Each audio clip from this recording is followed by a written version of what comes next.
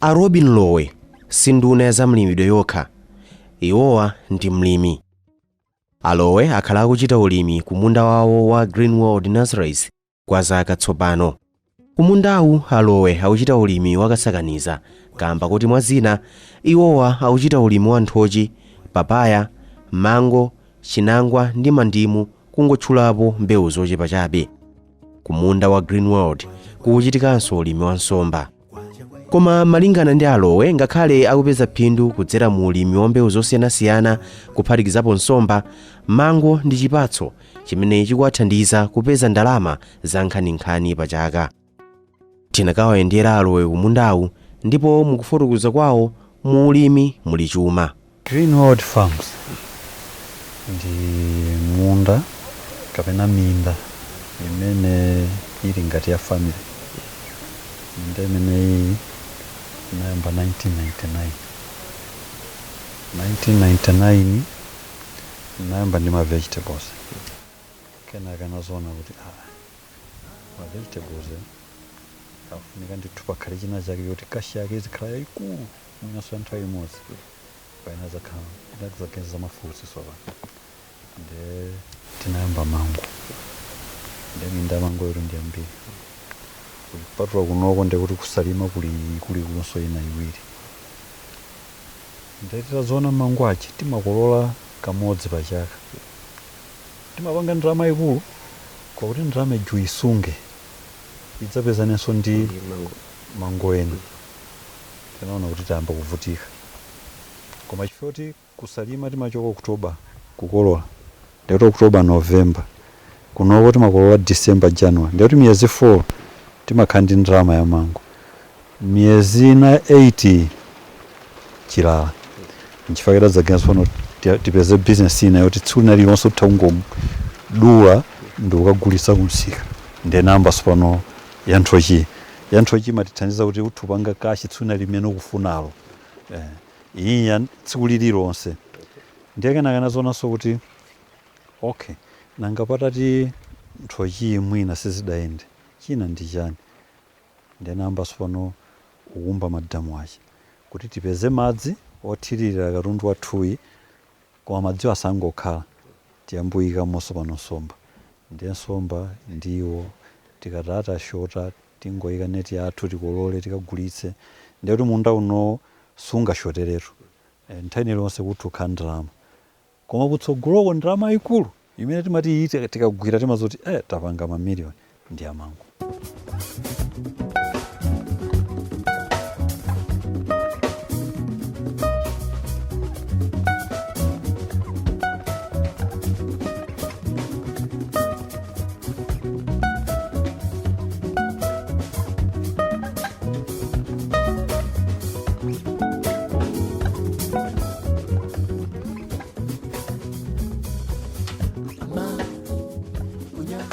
Malingana ndi zimene tazipeza kuno, Alowe sanangofikira kuyamba kupindula ndi ulimi. Kuchokera pa ulimi wa nzimbe umene ankapanga ndi makolo pamalo a 3 acres, pano Alowe akuchita ulimi pamalo akulu kwambiri ndipo pakadali pano ali mkati moonjezera malo ochitirapo ntchitoyi. Alowe akuti sakubwerera m'mbuyo pa loto lawo lochulukitsa ntchito za ulimi osiyanasiyana pa okha ngati mlimi, ndi cholinga choti zidzukulu zawo nazo mtsogolo zidzapindule nawo ndi ntchito za ulimi zimene iwo ngati munthu akulimbikira pano. Chiyambireni ndingakulimbisani mtima kuti ku background wenda choka. Bambo wanga amalima kwambiri nzimbe. Nzimbe jatalipira nayo mafizi, mabiro ambiri nali nzimbeyo. Nde adali ndi 3 acres zimene adandipatsa. Ina adapatsa ziphwathu ndi azilongo athu kaya makhazeni. Ndiye ndi nthawi ndakwanisa kwasamutsa achibale aja kukagulira minda malo ena. Mwina pano kutenga 2 acres kukapatsa 3-4 kwina kwake kuti munda uno ndiukuze ndiyambopanga koza zikulu. Ndiye ndachoka pa 3 acres paja imene ili mwina less than 2 hectares ndakwanisa pano over 35 hectares. Ndiye tuntunena ndi mbali mwa town ya Lilongwe.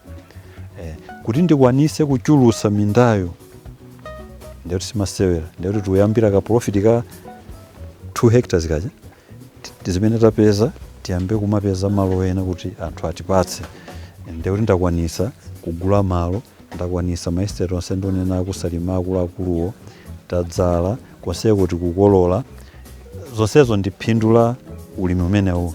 Oti tikadanena kuti mwina ambition yanga ndiyomamanga nyumba, ndikadakhala ndi nyumba zazikulu zina zake, koma ambition yanga ndiyomachulutsabe ulimiwo, ifwa ndifuna nditakhala ndi pension yoti kapena ndidzakhale ndi chinthu yoti ntati ndamwalira lero adzukulu anga adzakhala kukambirana kuti koma padali mdala pamalo pano sadali omasewe. Komano ndi chiyani chimene chimalimbikitsa alowe amene amadziwika bwino pa nkhani za ndale komanso ngati nduna ya boma kuti azilimbikirabe ulimi? Nanga ngati nduna ya boma maganizo awo pa mfundo yoti chuma cha dziko la Malawi chili mu nthaka ndi otani? Nanga kodi mapulani a boma pa ntchito yolimbikitsa ndi kuteteza alimi makamaka ang'onoang'ono ndi otani? Ine chiyudi cha ulimi nachoka tikubunda college, ndimapanga za zipatso, maluwa ndi mbewu zakudimba za masamba. Ndiye nditabwera ndonenera mocho namba masambawo, kenaka nazona kuti ndi ka degree kawo kosizogwirizana pafunika chi business yoti ukapanga ndalama chisonyeza kuti munthu wa school alipo pamene nazamba sopano zipatsozi.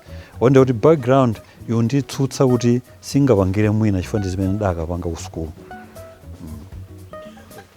Ndipafuna ndidziwe kuti takhala tikumanira kwambiri kuti chuma cha dziko la Malawi chili mu nthaka. Mukamva mawu amene wawa inuyo ngati mlimi komanso panopo ndinu nduna ya boma ya zamalimidwe, mmaona kuti nditi chuma cha dziko la Malawi chili mu nthaka? Ndipo ndifuna ndikutsimikizireni chuma cha dziko la Malawi chili mu nthaka. Kungoti ifeyo tsopano ngati alimi tinatayiridwa nthawi itali, kumbuyo kuti nalola venda ati menye menanga menyere, even kumalola anthu akunja abwere atitengere katundu athu apititse umene angapititseko pa ndodandaula. Oti kuyika ndondomeko yabwino Malawi ino ili ndi chilichonse kuti tupanga zodabwitsa ndipo alimi atha kupindula. N'chifukwa titabwera ku ndunako choyambirira muthu nditsimikizireni kachimanga kochepa kamene dakapezako tilanena kuti tatengani kachimanga akakhale ndi adimake, kakadakhala ndi venda alimi akadakhala ndi njala, ndiye tayambapo kusova. Yafika njala adimake datusa chimanga tsiku liwonse, mavenda akhaula chimanga chagonera chifukwa magezo adzamukhaulitsa mulimi nthawi inake, koma imene tathana nayo ndiye kuti tambogonjetsa njala papezeke chimanga cha mitengo yabwino kwa munthu amene akuchifuna. Ndiye alimachi zaka zonse zapitazi kunali mwino kugula 40 kwacha, soya kunali kugula 100 kwacha, kaya munena chani?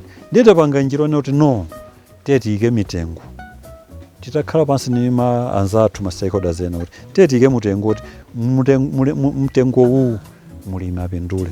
Ndiye ndizimukuonazi kuti poyambapa mavenda nanyinyirika, koma chifukwa adimake kubwera aopsedwa sipano kuti sitigula kanthu pano palo. Ndiye pala anzathu awa amaweta nkhuku, alimi akuluakulu amene kapena kuti amene amagula zinthu zambiri tanena kuti asalowe pansika, apereke mpata kwa anyamata ndi amene akhale ndi ma license, apangane kuti kodi akagula pa mtengo uwu iwo ife amafuna zambiri, anyamata awasonkhetsa akawapatsire agwiriza naso. Tifuna tipange business kuti mulimi apindule, anyamata awapa amene amapanga za venda ife venda sutu analoopsa koma dachira kumpatsa mpata apindulenso. Uyu amagwisa ntchito katundu ambiri nayenso atenge mmene amatengera kumbuyo, koma pasapezeka olira mkatimo. Sopano mbuyo mpanayi nthawi mwakambapo za misika ngati msika wa adimake, koma mbuyo tikudziwa kuti panayi nthawi imene zinthu ndithu zimayenda kupita kumidzi mpaka napano umapeza ndithu kuli nyumba za alangizi koma zoti panopo zinatha. Mukuonesa bwanji kuti ma structures amene analipo kale ngati misika komanso ngati tinaye kuti ntchito za ulangizi zimenso zizofunika kwambiri kuti ulimi patsogolo, mukuyikapo ndondomeko zotani kuti zimene zibwerere mchimake ngati kale? Moti ine ndikugwirizana nanu, nthawi yakamuzu mukunenayo zimenezo zimayenda bwino, koma basi tinadzangomtaya mulangizi osamusamala adimaki kungoitaya basi ife anthu nkungolowerera umangoberana amene tingabererani ndiyesono tikubwezera tsopano tikufuna adimaki ijebwerere izikhala ngati control kumudzi kucha kuti ngati wina afuna kugula katundu azipikisana ndi adimaki ndiye kuti paliponse papezeka kuti even vendor kuti apite mmudzi anthu amukana kuti yayi mtengo kunenawo ife bora tipite kwa adimaki akafuna kuti aguleko aonetsetse kuti sikelo yake ili bwino mtengo uli bwino ndiye kuti agula nawo moti sono tikubwezera chikale chicha kuti munthu akalima azilima ndi mtima wonse kuti msika ulipo osati kuti adzagula ndani nkuberedwa ndimene tikuloyera ngati nduna. Ulimi kuti upite patsogolo mdziko muno ndikofunikira kuti alimi azilimbikitsidwa kutenga nawo mbali pa mitundu yosiyanasiyana ya ulimi. Pajatu tisayiwale ulimi siwachimanga okha ndipo pamene anthu akulimbikitsidwa kutenga ulimi ngati bizinesi akulimbikitsidwanso kuchita ulimi wakasinthasintha kupatula kukhala m'magulu. Achinyamata nawo mdziko muno akulimbikitsidwanso kutenga nawo mbali pa ntchito za ulimi zosiyanasiyana. Mutha kuona inu kuti focus yathu inali yoti tithane ndi njala imeneyo ndi mwayiona amene tayendetsera tithane ndi njala ndiye njala yatha ndiyesono tikuunika kuti kodi njala yathayi ndiyesono titani kodi munthu msimu ngadya opanda ndiwo ndiye tubweramo sopano ndi department ya amati animal health ya ziwetos tumagwirizana kuti ndi zinthu ziti zoti titha kuzithamangitsa kuti anthu azipindula ku ziweto. Panopa tapeza msika wa ku Dubai ndi maiko ena ku Asia uko mbuzi zathu za locals msika wabwino kwambiri ayambapo ndi Nyama World ndiye upangisa kuti sono Nyama World itapeza alimi aziweta oti azipereka katundu uja kwa Nyama World.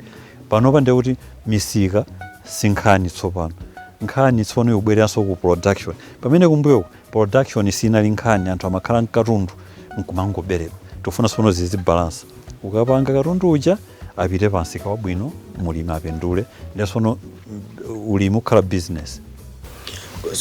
Kumbali yomwe yaziwetoyo pali zipangizo ma facilities ngati ma deep tank pali mankhwala nyumba zomwe zalangiza ndi chani chimene mwaona pa ground choti chikufunika kukonza ndionera izi olemekezeka ifoti ngati mbali ya uchileka zinapeza zoti deep tank yomwe amapanga mpaka na ma community members ndi amene anaita kuizo saso deep tank sinthu izo zoti kumbali ya ma facilities ngati amene wawo amenenso ndiofunika kwambiri pa ulimi waziweto mukuonapo bwanji. Moti tinawapempha azaziweto department imene kuti atatiuza marifomu amene afuna tipange imunena yabweramo kuti kofunika deep abwerere m'mamidzimu ndiye kwangotsala kuti kodi abwerere mwa mtundu wanji koma ndikumene tikuloyera deep uja akubwerera. Ili akunenaso kuti Malawi ngati dziko lili ndi potential yaikulu kwambiri pa ulimi wa nsomba chambo chomwechi komanso milamba tili pati. Mutha kumva chisoni kuti tunena pano ulimi wa nsomba ku Malawi ndi odandaulitsa ife yoti nyanja yathu timayikolola mwankhanza chambo sichituluka ngati kale titati tidalire ndikuti ndi madeko ikaweta yokha ndimene oneka kuti kukutuluka chambo choti chabwino pa nthawi imene akufuna ndiye popeza pamene ndi department yayokha ya forest and natural resources koma ifeyo ngati agriculture timatenga ulimi uja tsopano kuti tufuna tilime ndiye kuti tuutenga nsomba ngati ulimi tubweramo tsopano kuti tingapindula bwanji ngati ulimi nsomba tadzapeza kuti vuto ndi zakudya zochoka ku Zambia.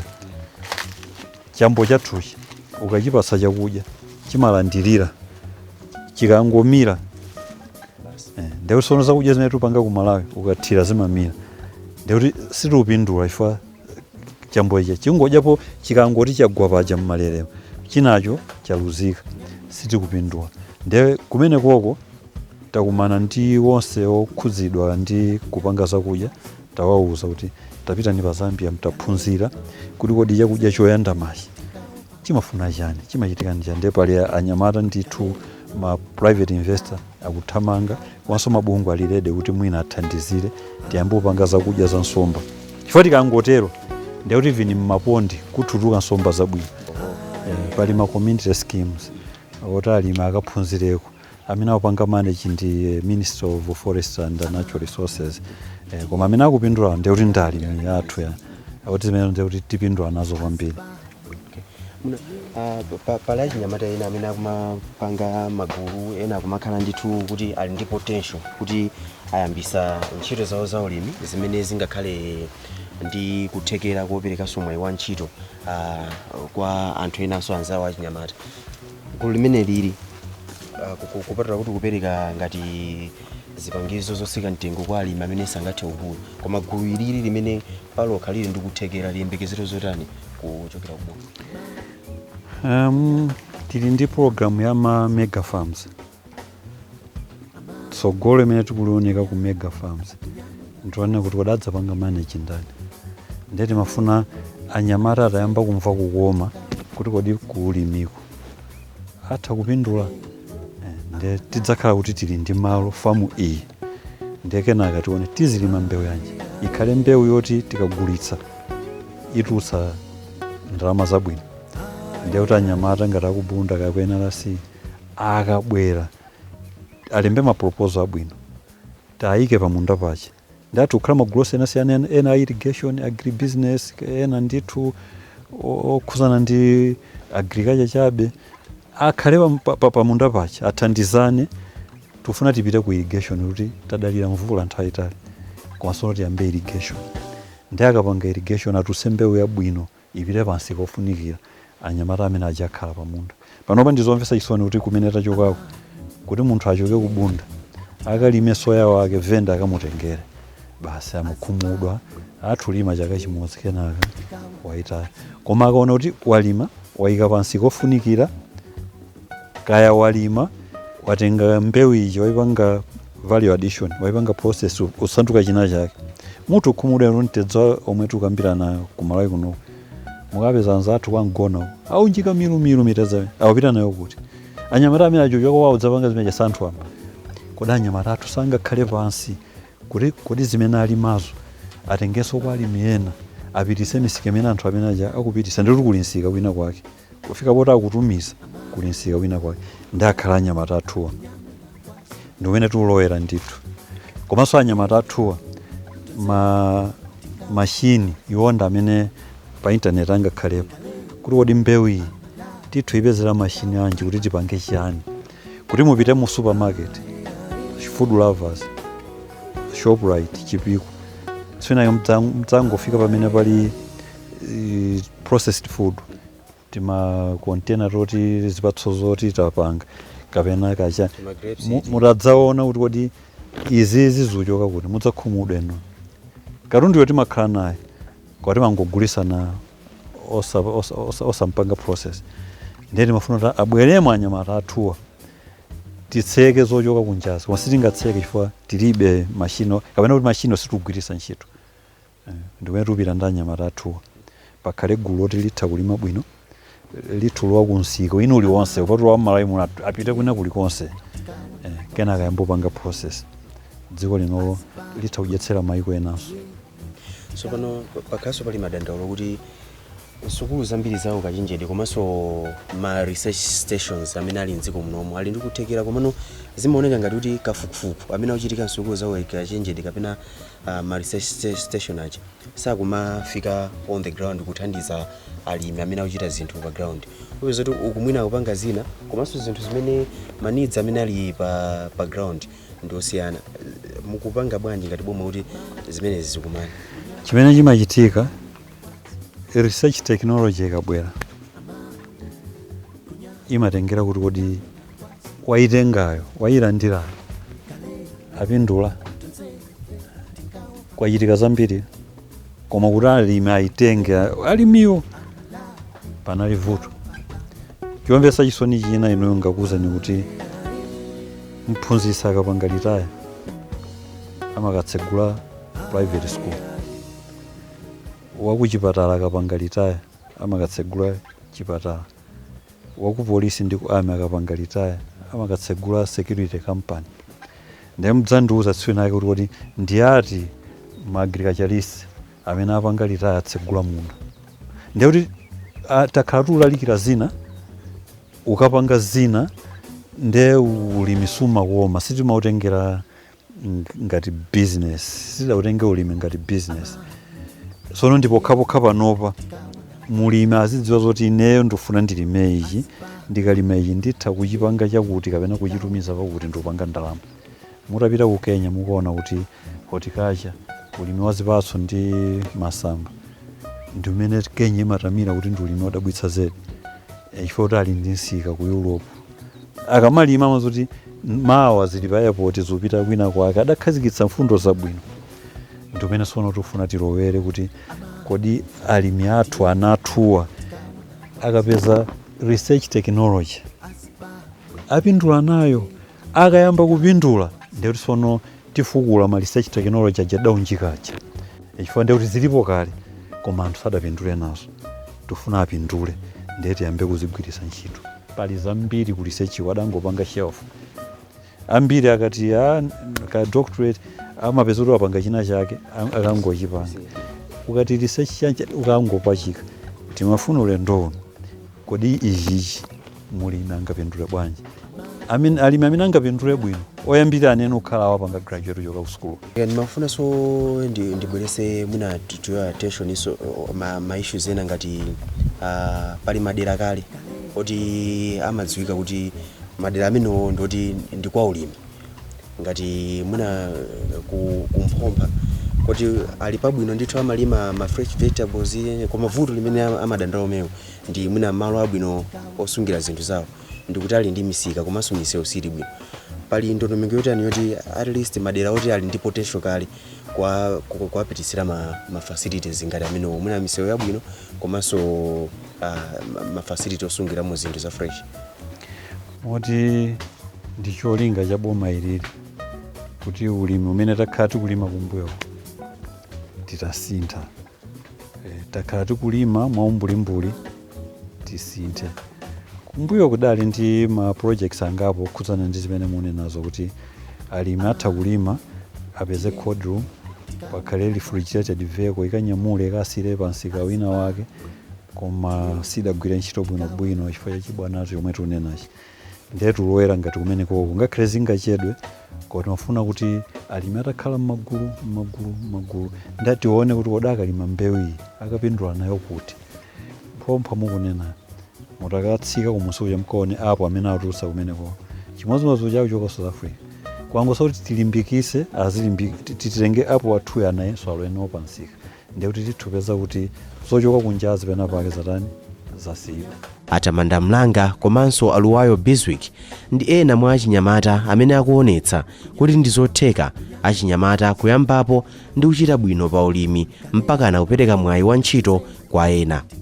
Alowe akuti pamene boma likuthana ndi njala likukwaniritsanso ndondomeko zina zofuna kutukula ulimi komanso ulimi osiyanasiyana m'dziko muno. Ngolimbikisa alimi azanga ulimi huu tufuna tilowewo si uja wakalewo kumbuyo kuti mangogenza kuti bola tikolole koma timafuna panopa tizina zoti kuti ndilima chiyani chimene ndikulimacho chikandipatsa ndalama zambiri bwanji ndipo msika wake ndi uti ndiye tisakeka emisika kodi ndadimani kodi nditumiza ku South Sudan kodi nditumiza ku Zimbabwe utumiza chiyani ndiye kumene tiulowera kumeneko ndiye tifuna kuti alimi aja azikhala m'magulu akhale m'magulu chifukwa akakhala m'magulu ali ndi umwayi onenelera mitengo ali ndi umwayi opeza ulangizi nthawi imodzi komanso ali ndi umwayi oti ngati gulu athupeza chida choti pawokhasanga chitenge terekezo afuna tractor kaya zipanga haya kaya